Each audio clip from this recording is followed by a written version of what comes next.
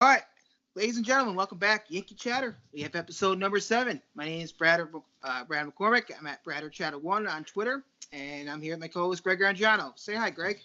Hey, this is Greg Andriano down in Orlando, Florida. You can at me at GregAndriano05 on Twitter. All right, thank you very much for that, Greg. How's it going today? All right. Things are good. Down here in sunshiny Florida, spring training is only a couple hours away from here. It's fantastic. Yeah, I did last night. I fell asleep listening to the tatter of freezing rain on my roof. So yeah, that's not a false story. That's what I did. So so that was lovely. At least I get to watch spring training on TV and I see the green grass. Kind of uplifts me a little bit, but yeah, you got to get there somehow. Well, one day at a time, buddy. One day at a time. Do you make it to any games down there or any spring training games? It's I want to. It's only I'm in Orlando, so it's only like an hour and a half, 2-hour drive from here. I try when I can. They're pretty cheap tickets compared to going up in New York, and you get really close. It's intimate. I've done it a couple times in the past. It's fun. I'd like to try and get out there this year. Yeah, that's a bucket list thing, man. I'd love to just in the springtime one day take a week or two and just go to different spring training parks. It doesn't have to be the Yankees. Just travel around. Like you said, it's intimate, it's fun, it's warm. Mm-hmm. So. Well, this would have been the year to do it. The Braves are in their last year at Disney, so. Oh, really? I didn't know that. They're not. Yep, they're going to be someplace else. They're opening a new complex. I'm not sure where, but the Yankees are always in Tampa. Maybe next year, you arrange a trip down here, and we take a couple days, just you and me, or we take the wives out to Tampa, and we go catch some spring training action. I see it's a lot of fun.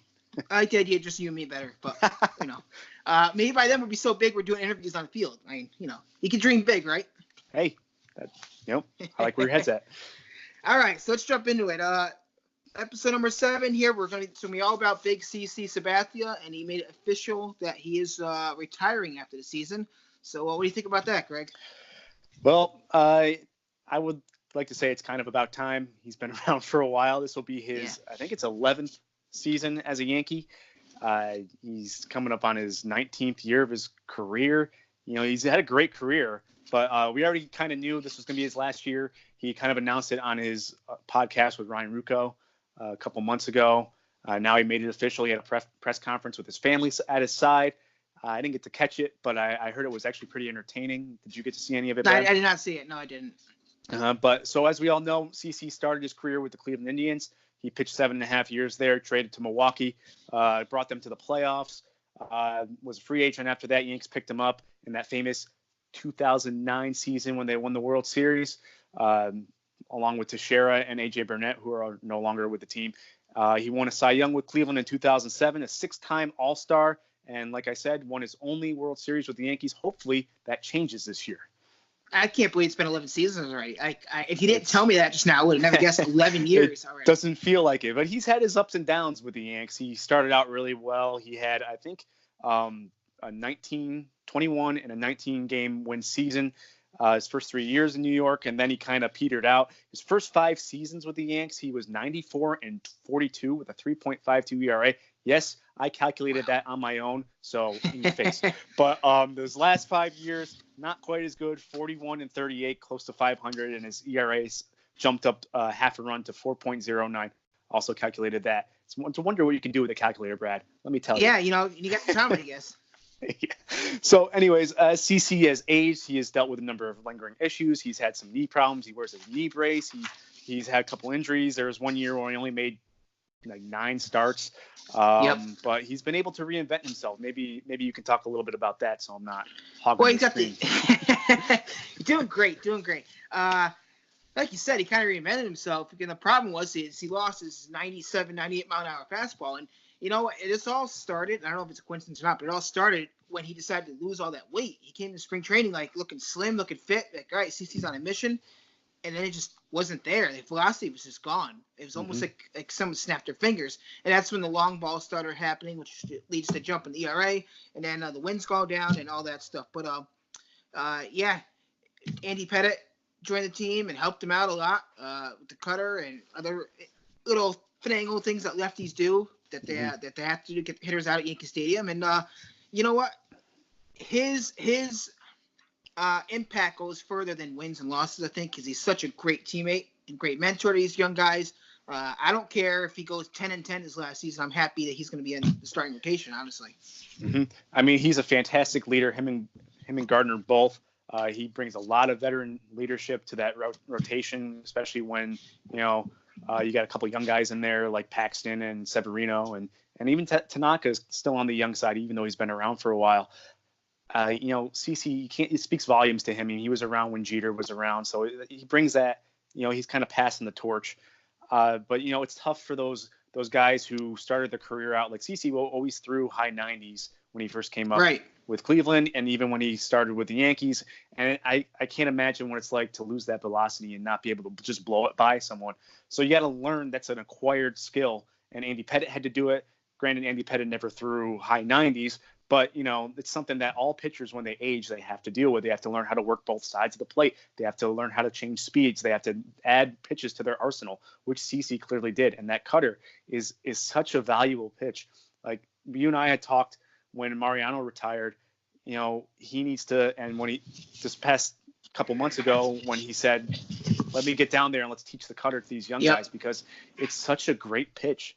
Right-handed or left-handed. Not to get off topic here, but it's such a great pitch because it gets away from that power slider that every pitcher's using now, which is leading to Tommy John surgeries over and over again. Because the cutter, if you can repeat the delivery over and over again, like Mo did, that's a phenomenal pitch because it really handcuffs you every time.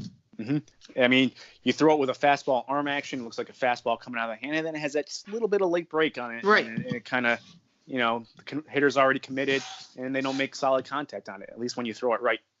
So, that's something CC's learned to adapt to.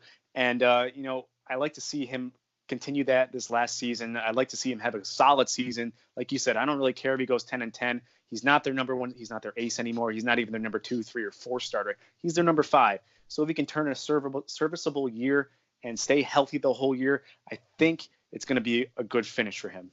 Now, do you expect him to get any kind of gifts when he goes to different ballparks? Like I was wondering that. A lot of guys look up to him. He's not quite the caliber of Jeter and Mariano. No, I would say here and there he might, like if he goes to Cleveland, I'm sure Cleveland will do something special for them. I don't know if the Yankees play the Brewers this year. If they do, they might do something for him. Maybe the AL East teams might do something. He's a player's player. He's definitely respected around the league, and he's definitely respected in the African American community in the Major League Baseball, because it's actually there's not a lot of African Americans in baseball, and he is kind of like their vocal leader. I mean, when Adam Jones was complaining about the fans in Boston, and they asked CC, and he's like, "Yeah, that's something we deal with," and he was right there to back Adam up. You're right. A lot of there aren't many. There really aren't many African American pitchers or ball players in the league anymore, and that's been a big issue. So it's nice to see someone that handles himself as a professional and does and says the right thing, and as a good advocate for the game, and sets a good example for the young kids. Definitely. African American, white, doesn't matter what color skin they are. He's just a good person. Right. All right. So we have a lot of different memories, a few different teams he played for. So what are some of your memories of them that you like? Well, one happened last season. I'm not entirely sure exactly what happened. I guess they were playing the Rays, and they're going back and forth, or they hit a couple guys on the Yankees, and the beanball game. Yep. Yeah, and CC threw at someone, and he got ejected right before he met his innings bonus to get him $500,000, and he turned to the Rays dugout and said, "That's for you. We'll keep it clean on this show." That's for you, bleep. We got a bleep in there. Yep. You can use your imagination, but they made T-shirts about it. And so that's something, he stood up for his team. He had his teammates back, and that goes a long way, not just for the Yankee players, but around the league. It shows people, what kind of guy and what kind of character he has. So that kind of is something that stands out in my mind when I think of CC. And he's always been like that, even before he came to the Yankees. So what about you, Brad? Yeah, I mean, CC is about there. He's just that's the kind of guy he is. And if he ever looked at me and said, "That's for you, bleep," I'd probably cry. I'd pee my pants a little bit. He's a big dude. Yeah, he's a big guy. He fits right in with the rest of the Yankee roster. There's a bunch of them. But my favorite actually is not when he's even a Yankee. I mean, obviously you can go back to 2009 season when he carried them in the postseason. But to me, the legacy that CC laid down a long time ago was when he went to Milwaukee and he just single-handedly carried them to the playoffs. He Pitching really at short days rest, out of the bullpen, starting whatever they need him to do. He was out there. He didn't care about his body. He didn't care what long-term effects it's going to have. He got them to that postseason. And for me, that's just something that so few players that I can remember have done that. So it's true. It's true. And another really great thing about CC is he's such a good family guy. And when he was signed by the Yankees, he moved his whole family to the New York area. I know a couple of years ago he had that issue with alcoholism, and he did the right thing. The Yankees weren't in the race at all, and not that it should have mattered. He did the right thing. He stopped his season. He went and he sought out help, which is a fantastic lesson to show people who are also struggling with that. It doesn't matter what you're in the middle of. You can always stop and get help. So he's that just speaks volumes again to the kind of person he is. Very, very charitable guy all around. Community, kids, whatever he can get his hands on to help out, he does. And that's something, when you walk away from the game with every other player in the major leagues respecting you, I think you did something right. So Absolutely. Right. So that brings up the next big question, Brad. Right. Is he a Hall of Famer? And you know what? I know I'm biased because I'm a Yankee fan, but I honestly believe he is. He could stick around in the next another 5 seasons and maybe get to 300 wins, but he's not going to. And I admire that more because in my eyes, you have Hall of Fame players and you have compilers. Compilers are those guys that just play season after season after season and just rack up stats. He's not choosing to do that. Much like Mike Messina, he chose not to do that, to stick around for another couple seasons, say 300 wins. But I think when you look at C. Sabathia in his prime, he was a once-in-a-generation kind of pitcher, and I think that's what people are going to remember him for. And I think he'll be a Hall of Famer. You could actually say he's the last of a generation of pitchers. You could say, right. Because not many pitchers are like that anymore. Well, I guess you still got Verlander and Scherzer. You do. There's only, you could probably count on one hand how many of those guys are left in the game. So just to go over CC's career numbers entering his final season, he's 246 wins and 153 losses. He has a career 3.7 ERA. No, I did not have to calculate that. Thank you, baseballreference.com. He has 38 complete games in his career, and 12 of them are shutouts. He is only 14 strikeouts away from 3,000. And he'll get that. Yeah. He should get that in his first 2 starts. Unless his arms fall off. Maybe Unless 3. His arm falls off before the season starts. Yeah. So with that said, I think before coming into the season and before Mike Messina was elected to the Hall of Fame, I would say he was borderline at best. I mean, he's got the numbers. He can do it. Yep. But I think Mike Messina set the precedent for those guys who are just on the verge of 300 wins. And I think CC is a Hall of Famer. I think he's got the pedigree for it. I think he's got the numbers, especially with the precedent like Mike Messina. And the fact that he's going to have 3,000 strikeouts, not many guys have done that. I don't know the number off the top of my head, but I can't remember the last guy who got 3,000 strikeouts. I don't know off the top of my head, no. Me neither. I'm going to have to look that up. But, I think he's there. I think he's there. Yeah, and you said it. If you put him and Mike Messina side by side, you're going to go with Sabathia as the better pitcher, right? I'm sorry, say that one more time.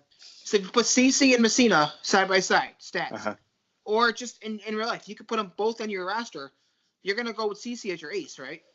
I would think so, yeah. I mean, they're close. There would be a good 1-2 punch for sure. The other benefit that CC has is that he's a lefty. I mean, and a good lefty. Messina was a righty. So, lefties are a little bit more rare in the game. But, like I said, he's right there. He should get in. Maybe not first ballot, maybe second or third.